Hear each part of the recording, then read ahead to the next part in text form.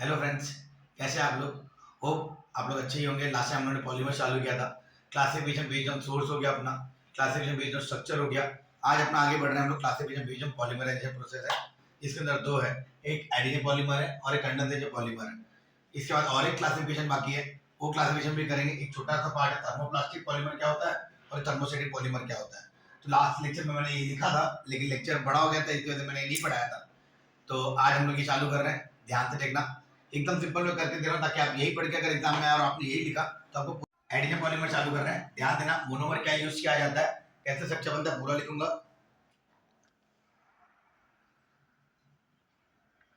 The monomer are alkyne है, ध्यान से सुनना, मैंने लिखा है यहाँ पे the monomer are alkene and the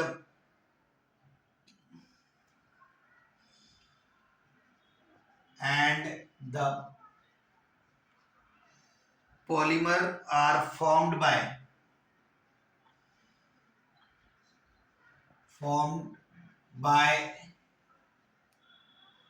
chain growth. आपको लास्ट में मैंने चेन ग्रोथ बताया था, तो उसी के फॉर्म से बनता है चेन ग्रोथ पॉलीमराइजेशन में।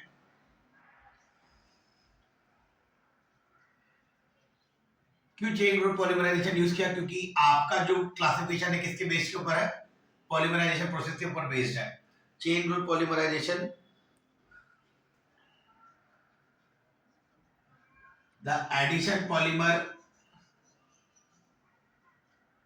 कंटेन, ध्यान से देखना, the addition polymer contain all the atoms of monomer, all the atoms of monomer. मतलब एक सिंगल कौन सा रहेगा, ध्यान से देखना। मैं स्ट्रक्चर बना रहा हूं आपके लिए, एग्जांपल के तौर पे क्या क्या है वो भी देख लेना।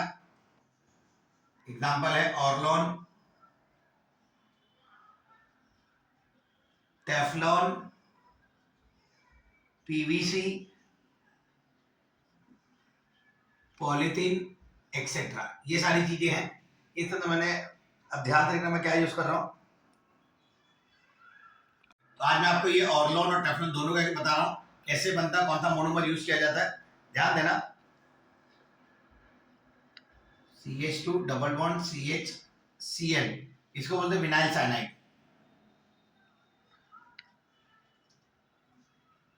विनाइल साइनाइड है, n नंबर ले रहा हूं मैं इसका।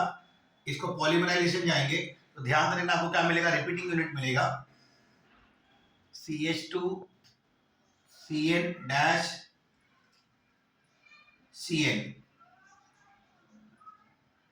ये आपका क्या हो गया, ये आपका रिपीटिंग यूनिट हो गया। मैं लिख देता हूं यहां पे,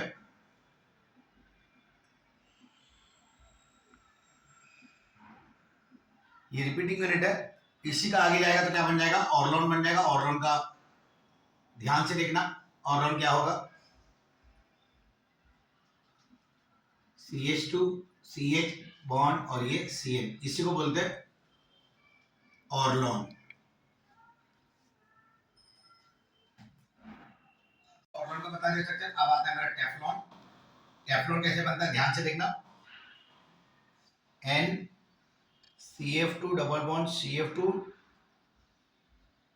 टेट्रा फ्लोरोइथीन, जिसको इथिलीन, एक मिनट गलत लिख देता हूँ, ये जो है LENE, हाँ टेट्राफ्लोरोइथिलीन है। ये जाएगा आपका पॉलीमराइजेशन, तो आपको क्या मिलेगा, रिपीटिंग यूनिट मिलेगा CF2CF2, ये रिपीटिंग यूनिट हो गया। अब जाके लास्ट आपको क्या मिल जाएगा,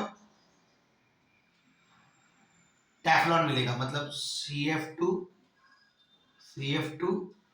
डैश, इसको बोलते हैं टेफ्लॉन। यहाँ पर टेफ्लॉन का स्ट्रक्चर हो गया, ध्यान से देखना।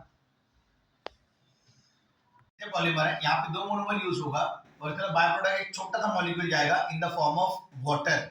ध्यान से देखना, मैं पूरा लिख देता हूं।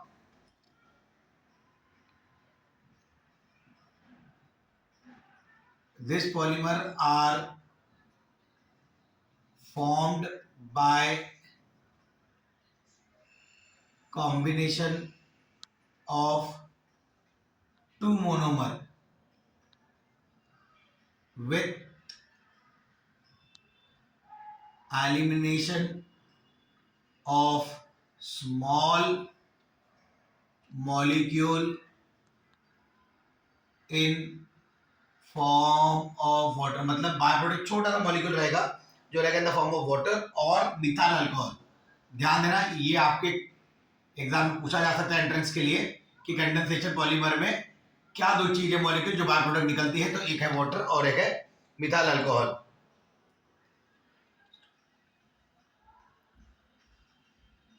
देयर आर ईस्टर और अमाइड लिंकेज। ध्यान देना, मैंने क्या लिखा वहां पे उनके पास कौन सा लिंकेज होता है, ईस्टर या तो अमाइड लिंकेज। कहां पे, इनके पॉलीमर में। अब एग्जांपल के तौर पे क्या है, ध्यान देना, एग्जांपल है पॉलीअमाइड है।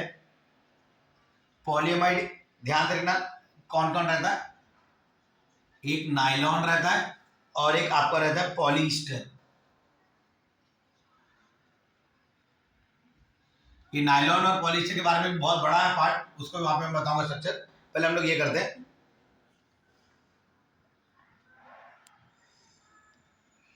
द रिएक्शन बिटवीन टू और मोर। ध्यान देना, किसी भी रिएक्शन दो या दो से ज्यादा मोनोमर के बीच स्टेप वाइज होता है। द रिएक्शन बिटवीन टू और more monomer is step wise होता है आपका। ध्यान देना, step wise polymerization to form, ध्यान देना क्या बनाने के लिए, टू फॉर्म डाइमर या टेट्रामर। अब आगे अगर नहीं आए तो एक्सेट्रा भी लिख सकते हो, डाइमर और टेट्रामर ही है इसका। ध्यान देना, ये रहा आपका कंडेंसेशन पॉलीमर, इसका स्ट्रक्चर नहीं है, ये मैंने आपके लिए स्टेटमेंट के फॉर्म में लिख दिया पूरा। हेलो फ्रेंड्स, अब मैंने आपको यहाँ पे क्लासिफिकेशन बेस्ड पॉलीमराइजेशन प्रोसेस कर दिया, जिसके अंदर दो पार्ट था, एक एडिशन पॉलीमर था जिसके अंदर दो एग्जांपल थे, ऑर्लॉन और टेफ्लॉन, दोनों के स्ट्रक्चर मैंने आपको बता दिए। अगर किसी ने पूछा कि ऑर्लॉन का मोनोमर कौन है, तो विनाइल साइनाइड है। तो अगर किसी ने पूछा आपको कि टेफ्लॉन का मोनोमर कौन है, तो टेट्राफ्लोरोइथिलीन है। तो इन्हीं से ही बनता है ये दोनों। उसके बाद मैंने आपको बताया कंडेंसेशन पॉलीमर, ये पॉलीमर दो मोनोमर का इस्तेमाल करके बनता है, जिसके अंदर छोटा सा मॉलिक्यूल बाहर जाता है, या तो पानी के फॉर्म में या तो मिथाइल अल्कोहल के फॉर्म में। ये दोनों ही पार्ट इंपॉर्टेंट है क्योंकि आपको एंट्रेंस में पूछा जा सकता है। तो ये पॉलीमर कैसे जाएगा, कंडेंसेशन, जो स्टेप वाइज रहेगा पॉलीमर, छोटा छोटा करके रहेगा, जिसके अंदर मैंने आपको एग्जांपल दिया है। और इनके अंदर ईस्टर और अमाइड लिंकेज होता है, तो जिनकी वजह से इनका स्ट्रक्चर है एग्जांपल लिखा मैंने नायलॉन और पॉलीस्टर। तो ये दोनों का अलग ही पार्ट है, नायलॉन है, नायलॉन 6 है, टेरिलीन है, इनके एक अलग अलग ही पार्ट है। तो इनके रिएक्शन के साथ वहां पे मैं आपको बताऊंगा, जितना चाहिए था यहाँ पे मैंने उतना आपको बता दिया।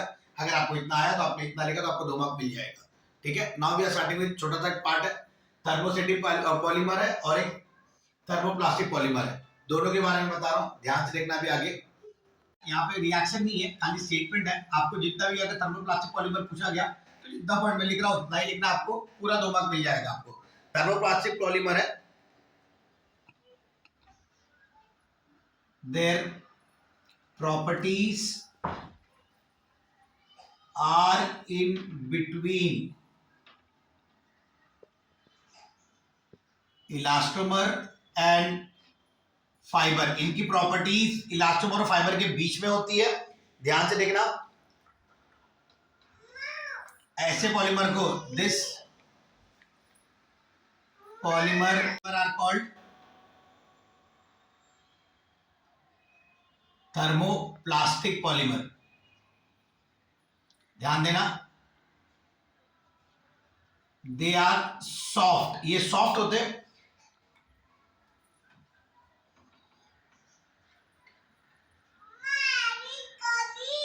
Soft on heating and hard on cooling. ठंडे होने पे ये हार्ड हो जाते हैं, गर्म होने पे थोड़ा सा वैक्स टाइप मोम की तरह होते हैं, इसकी वजह से उसको सॉफ्ट बोलते हैं।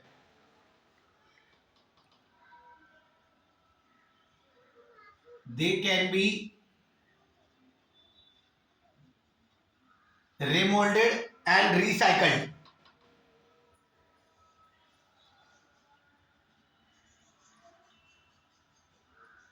ध्यान से जितने पॉइंट लिखा उतना ही आप लोग लिखना।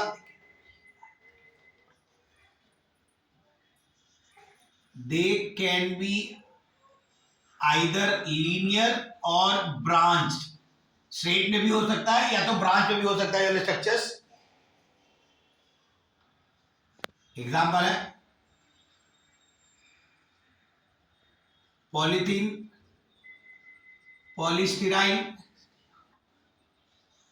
ये दो आप एग्जाम्पल लिखे तो भी बहुत हो गया। अगर आप और एक और लिखना चाहते हो तो पीवीसी भी लिख सकते हैं, पॉलीविनाइल क्लोराइड है।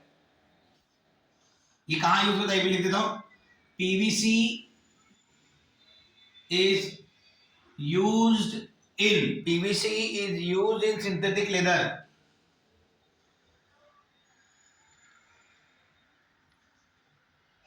ये रहा मेरा थर्मोप्लास्टिक पॉलीमर। ये आपको आया तो प्लीज आप लोग इतना ही लिखना, 4 ही पॉइंट लिखे तो आपको 2 मार्क पूरा मिल जाएगा। कोई भी 4 पॉइंट लिख देना, मैंने आपको 5-6 पॉइंट बताया, प्लीज अच्छे से लिखना इसको। पॉलीमर है, इसकी थोड़ी सी प्रॉपर्टी इससे उल्टा है, ध्यान से देखना।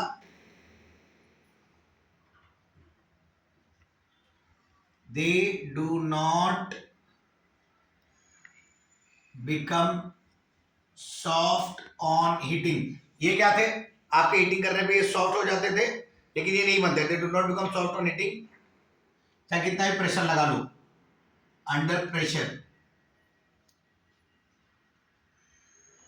Hence they can not be recycled और रीमोल्डेड। यहां पे लिखा था मैंने आपके लिए, ये रहा रीमोल्डेड और रिसाइकल्ड। दे कैन, ये हो सकते हैं लेकिन ये हो नहीं सकते।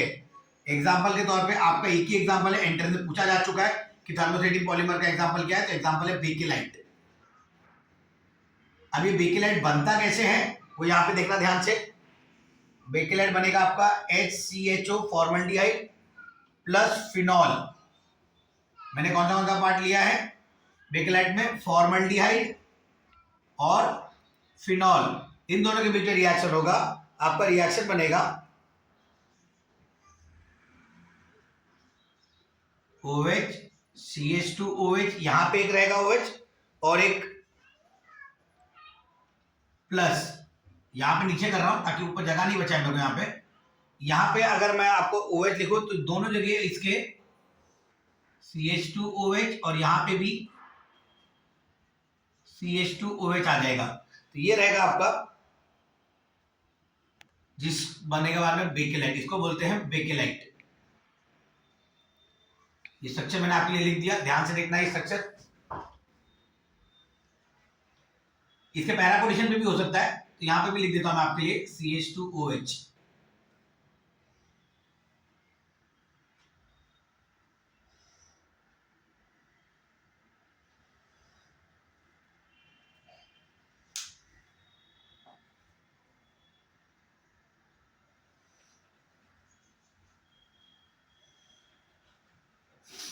हेलो फ्रेंड्स, आज मैंने आपको कुछ थोड़ा सा पार्ट बताया, होप आप लोगों को अच्छा लगा होगा। ये जितना भी लेक्चर मैंने आपके लिए आपके एकदम सिंपल में बताया और नोट भी एकदम सिंपल में दिया है मैंने आपको, ताकि आपको एग्जाम में पूछा जाए तो आपको कोई भी कंफ्यूजन ना हो, कोई भी डिफिकल्टीज ना हो। तो अगर आपको मेरा लेक्चर अच्छा लग रहा है तो प्लीज मेरे चैनल को लाइक करिए, सब्सक्राइब करिए और ये उन लोगों तक शेयर करिए जिनको इतनी ज्यादा जरूरत है। ठीक है, थैंक यू बच्चे लोग, अच्छा लगा आप लोगों को पढ़ा के।